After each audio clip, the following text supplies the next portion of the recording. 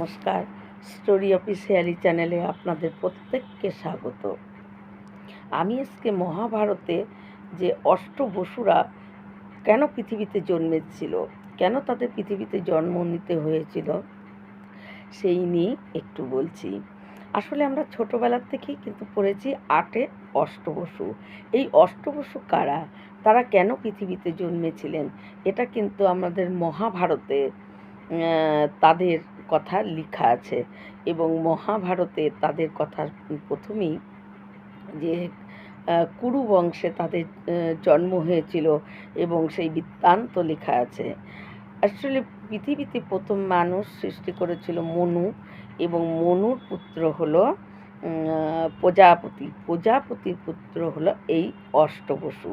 তারা মানুষের থেকে তাদের জন্ম হয় বলে তাদেরকে উপদেবতা বলা হয়। তাদেরকে কিন্তু একদম সম্পূর্ণ দেবতার স্থান তারা পায়নি, কারণ তারা মানুষের থেকে জন্ম, তাই তারা উপদেবতা। এবং তারা কি করত, তারা স্বর্গে কোনো সময় ইন্দ্রের প্রতিনিধিত্ব করত, কোনো সময় ভগবান বিষ্ণুর প্রতিনিধিত্ব করত। এটাই ছিল তাদের কাজ। কিন্তু তাদের স্ত্রীদেরকে নিয়ে এই অষ্টবসু, এই 8জন ভাই একদিন তারা ঘুরতে বেরোয় এবং ভ্রমণ করতে করতে করতে করতে তারা বৈশিষ্ট্য মুনির আশ্রমে যায়। বৈশিষ্ট্য মুনির আশ্রমে যাওয়ার পর বৈশিষ্ট্য মুনি আশ্রমে তাদেরকে যথেষ্ট আদর আপ্যায়ন করছে এবং তাদের ভোজন সব কিছু ব্যবস্থা, অতিথি আপ্যায়ন যাকে বলে, সব পরিপূর্ণ আপ্যায়ন তাদেরকে করা হচ্ছে। কিন্তু তারা দেখছে কামধেনু গাই তাদেরকে সব রকম আপ্যায়ন করছে। কিন্তু তারা তাদের ওই 8জন ভাইয়ের যে তাদের মধ্যে একজন বউ, তাদের স্ত্রী বলে যে কামধেনু গাই সব কিছু করতে পারে, তাই এই গাইকে আমার চাই, আমাকে দিতে হবে। তার পতিকে সে বলে, ওই 8জন ভাইয়ের মধ্যে একজন ভাইয়ের স্ত্রী এটা বলে। এবং তখন সে যখন বলে যে না, কামধেনু গাইকে নেওয়া যাবে না, কিন্তু সে কিছুতেই মানে না, সে বায়না ধরে থাকে যে না, আমার এটা চাই, এ সব কিছু করতে পারে, তাই আমি এটা নেব, তাকে একে চুরি করো। তখন তার স্ত্রীর কথা মতো সে কী করে, কামধেনু গাইকে চুরি করতে যায় এবং তার চুরিতে সাহায্য করতে যায় ওই 7 ভাই। একজন চুরি করছে আর 7 ভাই তাকে সাহায্য করছে। এটা বৈশিষ্ট্য মুনি দেখে ফেলে। বৈশিষ্ট্য মুনি এটা দেখে তক্ষুনি তাদেরকে অভিশাপ দেয় যে তোমরা কামধেনু গাইকে চুরি করে নিয়ে যাচ্ছ, তোমরা কামধেনু গাইকে চুরি করছো, যাও, তোমাদের মর্তে গিয়ে জন্ম নিতে হবে এবং সেখানে দুঃখ কষ্ট ভোগ করতে হবে। তখন তারা কি করে, ওই 8 ভাই বৈশিষ্ট্য মুনির পায়ে এসে পড়ে এবং অনেক কাকুতি মিনতি করতে থাকে যে না, আমরা মরতে গিয়ে এই দুঃখ কষ্ট আর ভোগ করব না, আপনি এই অভিশাপ ফিরিয়ে নিন। কিন্তু বৈশিষ্ট্য মুনির মুখ থেকে একবার যে শব্দ বেরিয়ে যায়, যে অভিশাপ বেরিয়ে যায়, সেই অভিশাপ কোনো মতেই খণ্ডানো যায় না। তখন তাদের এই কাকুতি মিনতি এইরকম করে বলার দেখে বৈশিষ্ট্য মুনি বলে যে যারা নাকি এই চুরিতে সাহায্য করছিলে, আমি তাদেরকে সময় কমিয়ে দিলাম, জন্ম তো নিতেই হবে, যেহেতু আমি মুখ দিয়ে বলে ফেলেছি, তাই পৃথিবীতে তোমরা জন্ম নিবে, কিন্তু তোমাদের পৃথিবীর দুঃখ কষ্ট ভোগ করতে হবে না। তোমরা জন্ম নেওয়ার সাথে সাথেই তোমরা আবার স্বর্গে চলে আসতে পারবে। কিন্তু যে চুরি করছিল তার সময় বৈশিষ্ট্য মুনি কমায়নি, বলছে তাকে পৃথিবীর দুঃখ কষ্ট ভোগ করতেই হবে এবং পৃথিবীতে জন্ম নিয়ে তার দুঃখ কষ্ট ভোগ করতে হবে, তার কোনো সময় আমি কমাবো না, তাই কমায়নি। তারপর তারা কি করে, এই 8জন মিলে গঙ্গার স্তব করতে বসে যায়, গঙ্গাকে তপস্যা করে।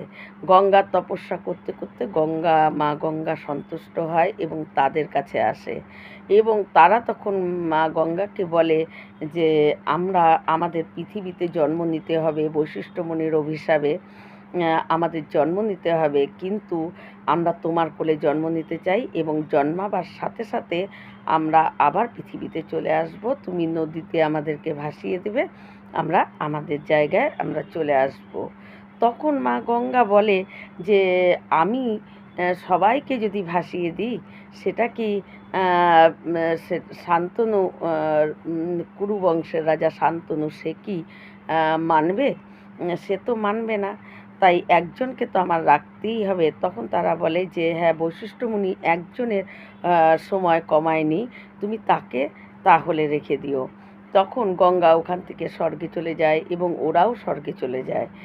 তারপর সেই সময় মহাধীরাজ নামে একজন রাজা, সে তখন স্বর্গে আসে এবং স্বর্গে এসে যখন গঙ্গাকে দেখে, গঙ্গাকে দেখা মাত্র তার খুব গঙ্গার প্রতি সে আকৃষ্ট হয় এবং গঙ্গাকে তার খুব ভালো লাগে।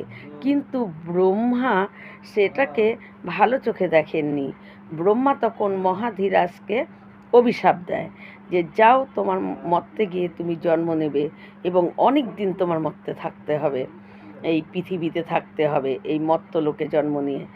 তখন সে ব্রহ্মার কাছে অনেক কাকুতি মিনতি করে যে, না, আমি অনেক দিন থাকবো না, আপনি আমার কিছু কমান।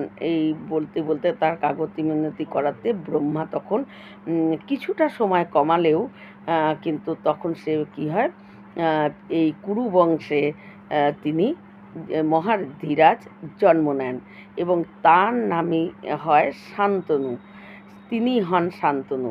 ওই মহাধীরাজই জন্ম নিয়ে শান্তনু হয়ে পৃথিবীতে তিনি জন্মায় এবং তখন তার নাম হয় শান্তনু। তারপর গঙ্গা কি করে, ওই মহাধীরাজের কথা ভাবতে ভাবতে, চিন্তা করতে করতে তিনি মর্তে আসেন, এই পৃথিবীতে আসেন। তারপর যখন শান্তনু, কুরু বংশের শান্তনু যখন একটু বড় হয়, তখন তার পিতা শান্তনুকে বলে, তুমি গঙ্গার ধারে যাও। তখন ওই তার পিতার কথা মতো সে গঙ্গার ধারে আসে এবং গঙ্গার ধারে এসে তিনি গঙ্গাকে দেখতে পায় এবং গঙ্গাকে দেখে তার খুব পছন্দ হয় এবং গঙ্গাকে তার বিয়ের প্রস্তাবও দিয়ে দেয়। কিন্তু গঙ্গা তখন বলে যে, আমাকে বিয়ে করতে হলে কিছু শর্ত আছে আমার, সেগুলো মানতে হবে। যদি শর্তগুলো মানা হয় তাহলেই বিয়ে হবে, নয় হবে না, নয় আমি বিয়ে করব না। তখন জিজ্ঞাসা করে যে, কি কি শর্ত? তখন বলে, আমি বিয়ের পর যেটাই করব কোনো কেউ প্রশ্ন করতে পারবে না। যেদিন আমাকে প্রশ্ন করবে আমি সেদিনই তোমাকে ছেড়ে চলে আসব। যদি এই শর্ত মানো তাহলেই বিয়ে হবে, নয় বিয়ে করব না। কিন্তু গঙ্গার এই শর্ত শুনে শান্তনু মানে নিজে বিস্মিত হয়ে যায় এবং পরে তার পিতার আজ্ঞায় তিনি গঙ্গার সঙ্গে বিয়ে করেন এবং গঙ্গার ওই শর্ত মেনে গঙ্গার সঙ্গে তার বিয়ে হয় এবং বিয়ের পর প্রথম সন্তান যখন হয়, দেখে যে গঙ্গার সেই সন্তানকে নিয়ে গঙ্গায় ভাসিয়ে দেয় এবং জলে ভাসিয়ে দেয়, আর সেই সন্তান স্বর্গে চলে যায়। তারপরে এর সন্তান হয়, গঙ্গা তাকেও নিয়ে গিয়ে জলে ভাসিয়ে দেয়, সেও স্বর্গে চলে যায়। এরকম করে 7 জন সন্তান তার হয় এবং 7 জনকেই সে জলে ভাসিয়ে দেয়। কিন্তু তারপরে যখন 7 জনের পর যে জন্মায় তাকেও জলে ভাসাতে যাবে, এই সময় শান্তনু তার নিজের ধৈর্য আর সে চুপ করে থাকতে পারছে না। তার ধৈর্যর যেন সে আর ধৈর্য ধরে রাখতেই পারছে না নিজেকে। তখন সে বলে ফেলে যে, অন্তপক্ষে একটা পুত্রকে তো তুমি রাখবে, তাকে তো আমরা লালন পালন করব। যেই এটা বলছে তখন গঙ্গা সে শান্তনুকে এই অষ্টবসুর সমস্ত কাহিনী শান্তনুকে বলে এবং বলে গঙ্গা কি করে, ওই ছেলেকে, ওই সন্তানকে কোলে নিয়ে তিনি কি করেন, চলে আসে এবং ওই সন্তান যখন কুমার বয়স হয়, তখন গঙ্গা আবার শান্তনুর কাছে ওই তার ওই যেই সন্তানকে নিয়ে তিনি চলে এসেছিলেন শান্তনুকে ছেড়ে, সেই সন্তানকে শান্তনুকে দিয়ে দেয় এবং তখন ওই তার নাম হয় দেবব্রত। আর এই দেবব্রতই কিন্তু আসলে ভীষ্ম। আসলে ভীষ্ম নামটা হয়েছিল যখন এই দেবব্রত যখন প্রতিজ্ঞা করেছিলেন, তখন দেবতারা তাকে ভীষ্ম নাম তাকে দিয়েছিল আর সঙ্গে তার ইচ্ছা মৃত্যু বরও দিয়েছিল। সেই কাহিনী আমি অন্য আরেকদিন বলবো।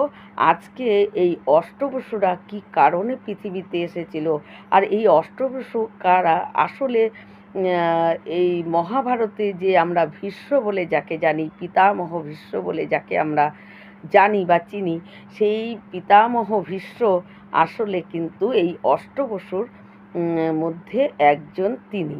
তিনি এই বৈশিষ্ট্য মুনির অভিশাপে তাকে এই কুরু বংশে জন্ম নিয়ে তাকে অনেক দিন থাকতে হয়েছিল, এবং তার নাম ছিল দেবব্রত, আর প্রতিজ্ঞার পর তার নাম হয় ভীষ্ম।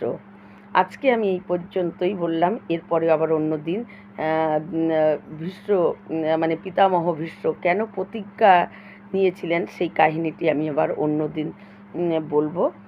এই রকম ভিডিও পাওয়ার জন্য আমার চ্যানেলটিকে সাবস্ক্রাইব করবেন। নমস্কার।